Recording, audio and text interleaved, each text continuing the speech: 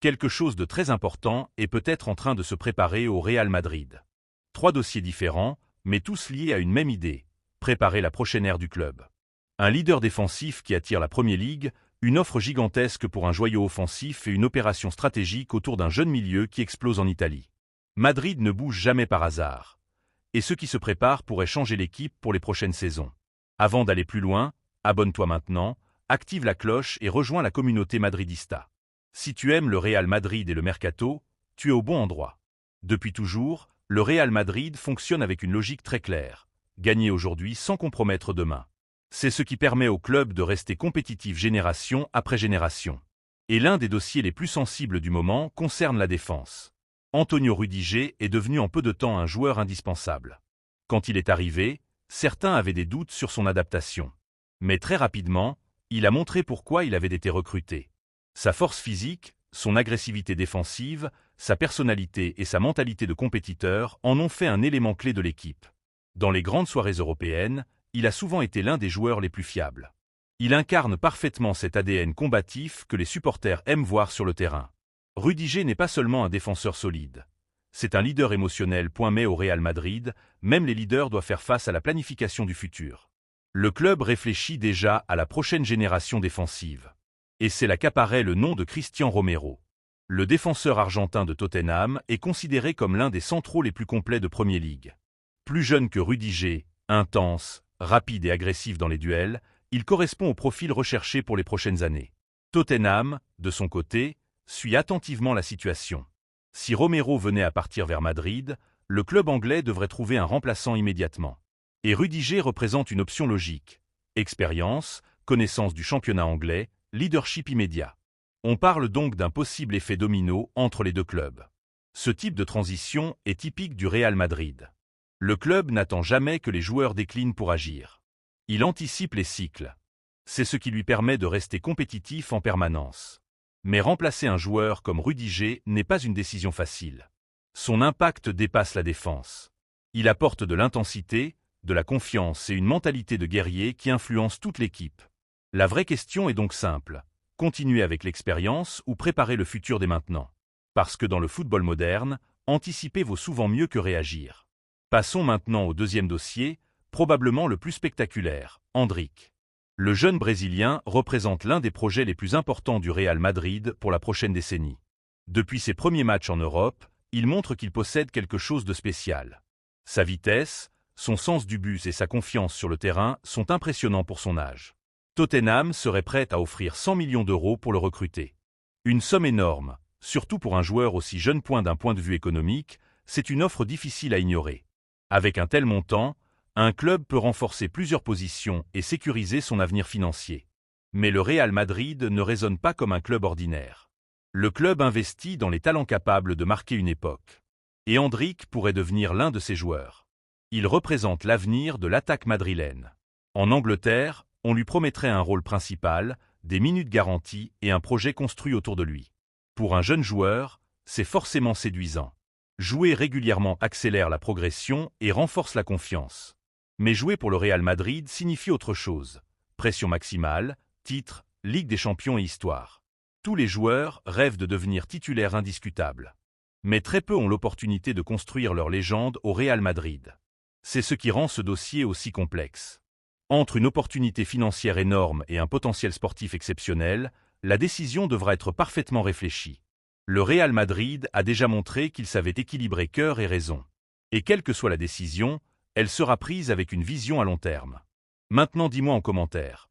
Pour toi, Endrick doit-il rester absolument au Real Madrid ou accepterais-tu une vente à 100 millions d'euros? Je veux lire ton avis. Terminons avec Nico Paz, un dossier moins médiatique mais peut-être tout aussi stratégique. Le jeune milieu offensif réalise une saison exceptionnelle en Italie. Il joue avec confiance, prend des responsabilités et montre une progression constante. Sa vision de jeu, sa qualité technique et sa maturité impressionnent. Le Real Madrid avait anticipé cette évolution en conservant une option de rachat. Ce détail montre la manière dont le club planifie ses décisions sur plusieurs années. Aujourd'hui, cette option pourrait être activée. Mais cela ne signifie pas forcément qu'il restera dans l'équipe. Plusieurs clubs de Premier League seraient prêts à proposer environ 80 millions d'euros. Cela ouvrirait la porte à une opération financière très intelligente. Racheter un joueur à un prix raisonnable, puis le vendre beaucoup plus cher, est une stratégie de gestion moderne. Et le Real Madrid maîtrise parfaitement ce type d'opération. Cependant, il existe aussi l'option sportive. Nico Paz pourrait devenir une rotation importante dans l'effectif. Mais la concurrence au milieu de terrain est énorme. Jouer au Real Madrid demande non seulement du talent, mais aussi une capacité mentale exceptionnelle. Chaque minute sur le terrain se mérite. La direction devra donc décider si son avenir est à Madrid ou si son transfert peut renforcer le projet global du club. Dans tous les cas, le Real Madrid reste en position de force. Le club décide, il ne subit pas. Et c'est ce qui fait la différence avec les autres équipes européennes. Entre la défense, l'attaque et le milieu de terrain, le prochain mercato pourrait marquer un tournant important. Le Real Madrid prépare peut-être déjà sa prochaine génération. Et si l'histoire nous a appris quelque chose, c'est que lorsque Madrid planifie en silence, c'est souvent pour frapper fort. Appel à l'action finale. Si tu veux suivre toute l'actualité du Real Madrid, laisse un like, abonne-toi et partage cette vidéo avec un autre supporter madridista. Et surtout, dis-moi en commentaire, quel dossier est le plus important pour l'avenir du club selon toi? À la Madrid. Le Real Madrid continue d'impressionner sur le terrain. Malgré l'absence de plusieurs cadres offensifs comme Vinicius Junior, Rodrigo ou encore Jude Bellingham, la Casablanca a réussi à enchaîner une 7e victoire consécutive en Liga. Une dynamique solide qui confirme la profondeur d'effectif du club madrilène et sa capacité à répondre présent même dans les moments compliqués. Pourtant, derrière cette série positive, tout n'est pas aussi paisible qu'il n'y paraît dans le vestiaire méringué. Avant d'aller plus loin, dites-moi en commentaire, selon vous, Carvajal mérite-t-il de retrouver sa place de titulaire au Real Madrid? Et si vous aimez suivre toute l'actualité du Real, pensez à vous abonner pour ne rien manquer. Car au cœur de cette situation se trouve Dani Carvajal. Le latéral droit espagnol traverse une période particulièrement délicate. Longtemps considéré comme un pilier indiscutable du club, un leader naturel et un symbole de la stabilité madrilène, il se retrouve aujourd'hui dans une position qu'il n'avait plus connue depuis des années, celle de remplaçant. Une situation difficile à accepter pour un joueur habitué à porter le brassard et à guider ses coéquipiers sur les grandes scènes européennes. La blessure grave au genou qu'il a subie en octobre 2024 a marqué un tournant. Cette blessure a non seulement freiné son rythme, mais elle a également eu des conséquences sur ses performances. Même après son retour, Carvajal n'a pas retrouvé immédiatement son meilleur niveau. Dans un club aussi exigeant que le Real Madrid, où la concurrence est permanente et où chaque détail compte, la moindre baisse de régime peut coûter cher. De son côté, Álvaro Arbeloa semble avoir pris une direction claire. L'entraîneur madrilène a choisi d'insuffler un vent de renouveau sur le côté droit de la défense.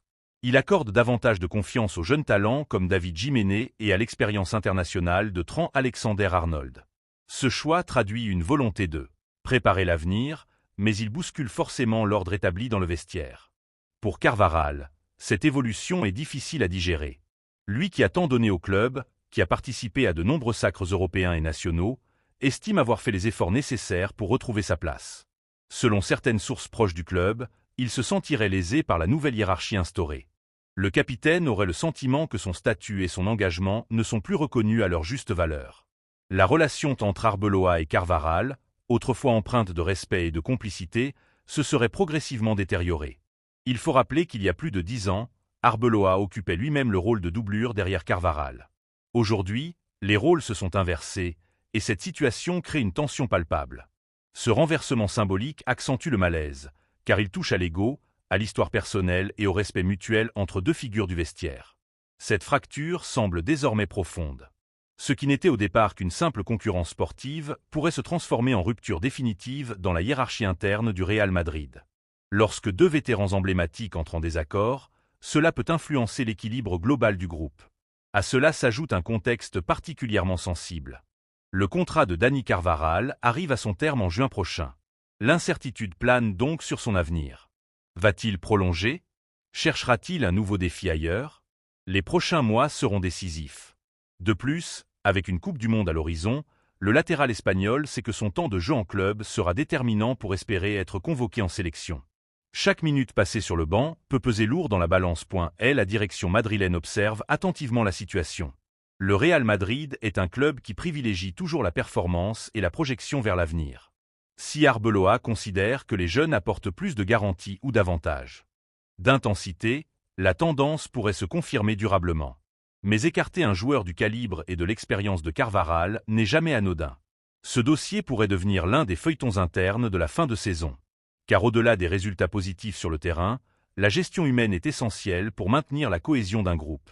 Le Real Madrid a bâti sa légende sur un savant mélange entre jeunesse prometteuse et leader expérimenté. Trouver l'équilibre sera la clé. Si vous voulez que je vous prépare une analyse complète sur l'avenir de Carvajal au Real Madrid et les scénarios possibles pour le mercato, mettez un like et partagez votre avis. En attendant, une chose est sûre, la situation actuelle marque un tournant. Dani Carvajal se retrouve face à un défi personnel majeur.